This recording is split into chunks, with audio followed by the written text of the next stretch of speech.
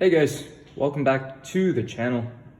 Today we are going to be taking a look at the Digimon Vital Bracelet. Now this is a product that has been out for a while. I believe it came out in sometime in 2020, so it's probably been about 2 years now. I got my hands on it sometime early 2021, I think. I played it for about 3 months. And now we are sort of getting back into the game and playing it once again because there are a couple of new releases that are coming out pretty soon.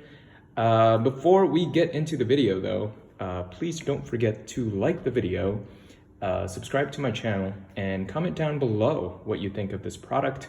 If you have it, if you're looking to get one, let me know.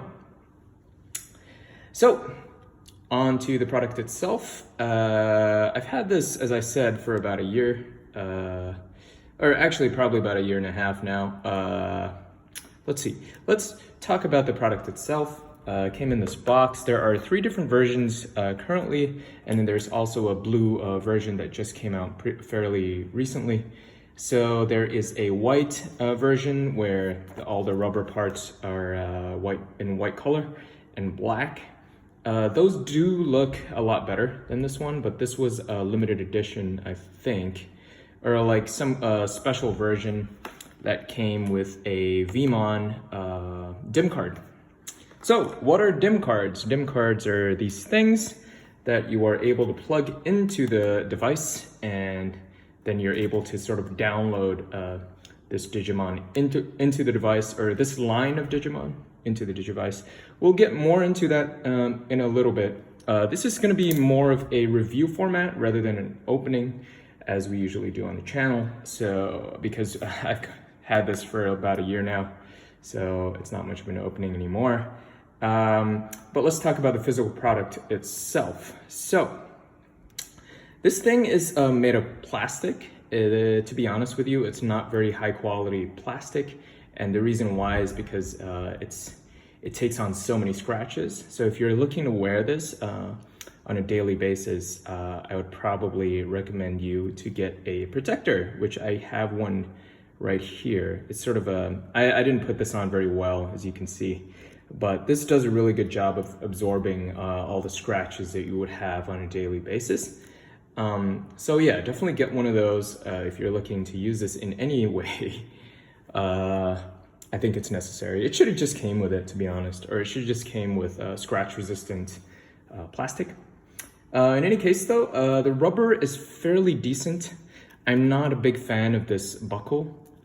I've worn this working out before. It's not very good, to be honest. It sort of snags on, like, I do a lot of weightlifting, so it sort of snags on a lot of the things that I use to work out, like my weights, my barbells and stuff like that. And if you accidentally pull this thing over here, this snap-on thing, the whole watch comes off. And this is made of plastic, remember.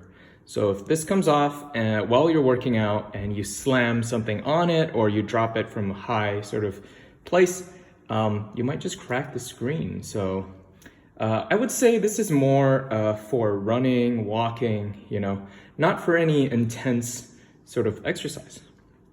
Anyway, so let's talk about the device and what it really is, right? The goal of the device, I think, the way it was marketed, was that this was to be like a health device, right? It's meant for you to use and lead a healthier lifestyle while at the same time having lots of fun raising Digimon in a way. Now, how effective that actually is, I'll get into in a couple minutes, but let's talk about everything else here. So the strap, I would give it like out of 10, I would give it a 6, you know. It feels pretty good. I used to be really into watches, so I know the quality of like rubber. This is fairly decent. It's nothing special. But it's also fairly functional, so I would give it a solid 6, which is not bad. The screen itself and the head of the watch is kind of terrible, to be honest, when it came new, because it didn't have this protector. But with the protector, I would say it's pretty good. solid 7 with the protector, 2 out of 10 without the protector. So let's look at the watch itself, right? What you have here is sort of the heart rate monitor. So you put on the watch, right, and it measures your heart rate. So it would detect if you're having a sorry guys, can't speak today. If you're having a high heart rate, your Digimon will actually start walking as well. And if you have a really high heart rate, for example, if you're running, your Digimon will actually start running as well. And let's take a look at that. Here I have a Mega level Digimon. This is an Imperial Dramon fighter mode. It took a while to get him. I'll talk a little bit about how to get there, how to get to each Digimon, what each line of Digimon looks like. But first, first of all, let me make it clear, this isn't like a VPET, so you don't have to feed the Digimon, you don't have to do much really, other than wear the watch, supposedly. There are a couple problems with that though, because it has, as you can see, battery life. So you can remove this little flap over here, which reveals a charging port. You can charge this using a lot of the Android cables. It also comes with a really short cable in the box. And then you have a little slot here that you can remove, and then you can insert your DIM cards. I'm not sure why this little slot is this way. I guess maybe it's meant to like protect it better. I don't know. I feel like a rubber insert here would be just fine. And then you have 2 buttons over here, which is very much like the VPET. You have the top button here for scrolling, and then you have the bottom here to confirm. Or if you hold the bottom button, it cancels whatever menu you're on. So you can take a look at, I think this is looking at the vitals. This is the vitals of your Digimon. As you can see, I'm at 9,870. That's almost maxed out. This Digimon maxes out at 9,999, I believe. You can raise that number by just using your watch and working out, or getting your heart rate up, right? Here you have the daily footsteps. It resets every day, I believe, or it resets every time you turn off the device. That's another thing. You can actually turn off the device. So, you know, for example, if you decide that you want to go to sleep, but your Digimon's not asleep yet, you can actually just turn off the device and kind of bypass that. There are also other ways to bypass that. You can actually just change the time on your device. And let's say you're working and you're not able to work out. You can sort of have him sleep and then your power won't go down. That's another huge problem with the device, is that if you actually don't exercise, your power actually goes down.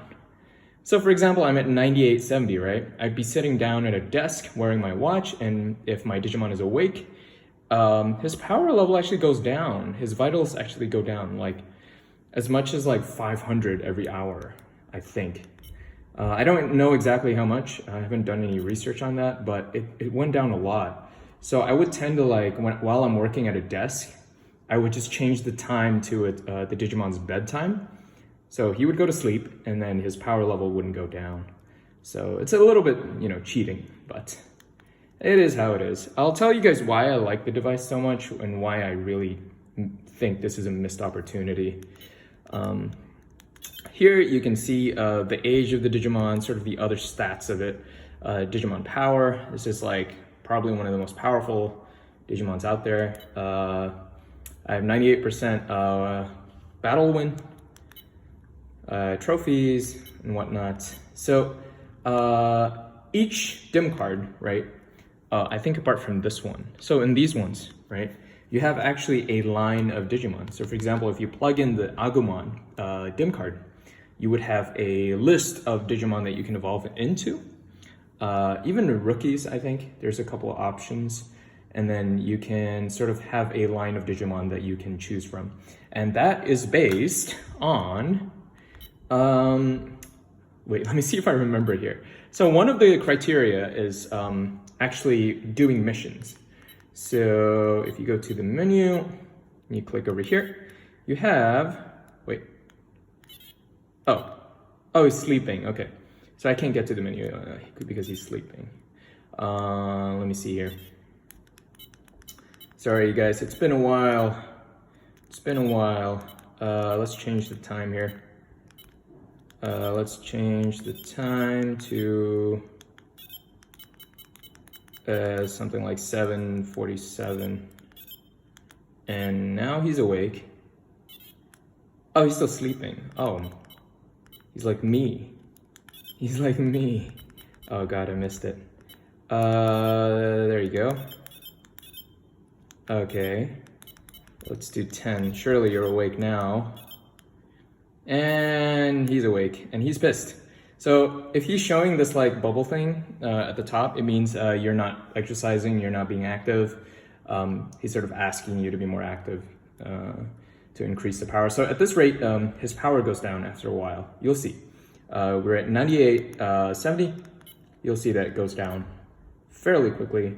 But yeah, anyway, if you click this, you'll have normal mission, you have hard mission, and you have special mission. I believe special missions are missions that you can transfer from the app to the device that you can do. And then you have advanced mission. Advanced mission is something a little different. I think the advanced mission is where you, it's like a dungeon that you have to clear. So you train your Digimon to a very high power level. You go into advanced mission, and then you clear through the stages.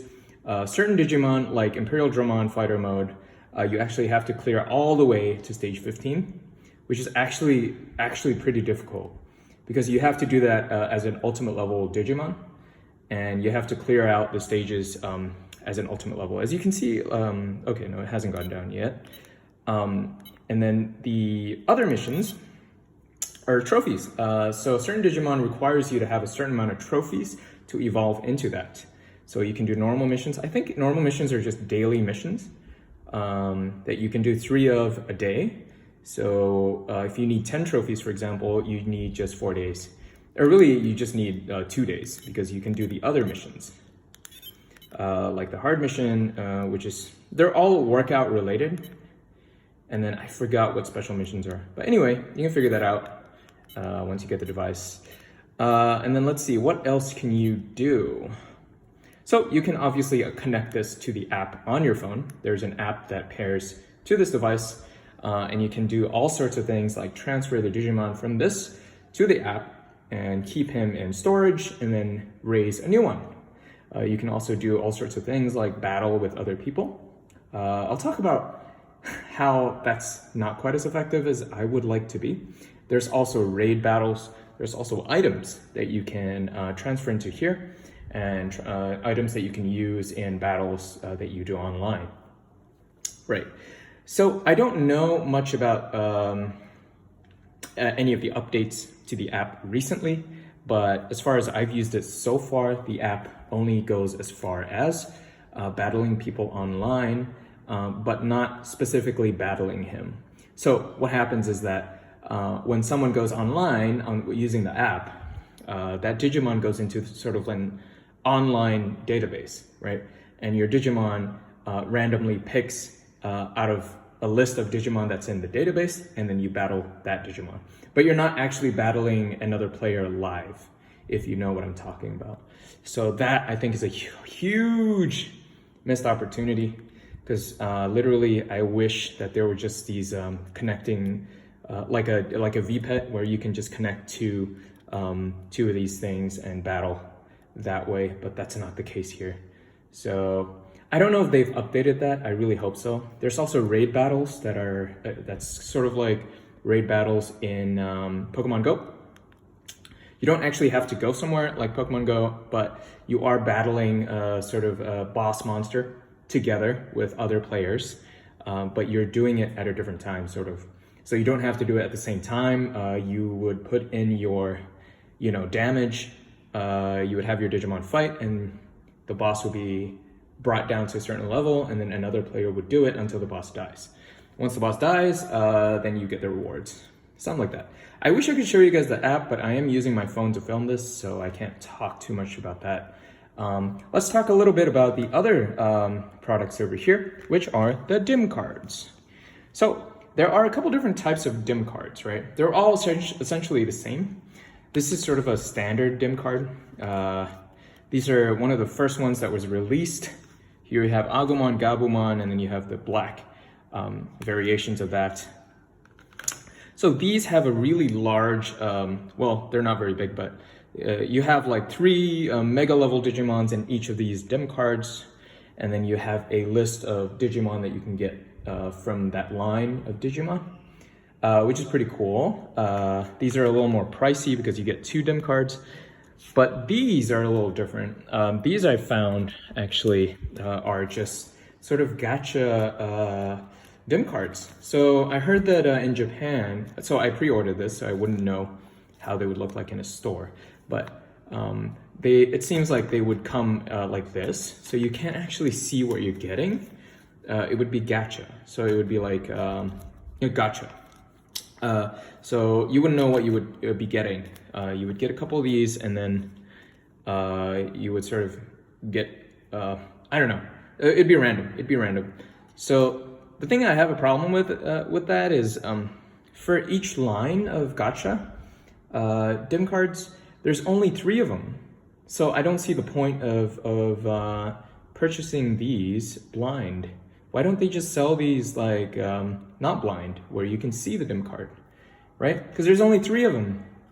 What if you get doubles? Like, it's not like you can, I mean, are you meant to trade them? Like, there's just a lot of things with Bandai and Digimon that confuses me. A lot of missed opportunities with the device as well. To be honest with you, after using this for quite some time, it just feels a lot like a glorified fitness tracking device.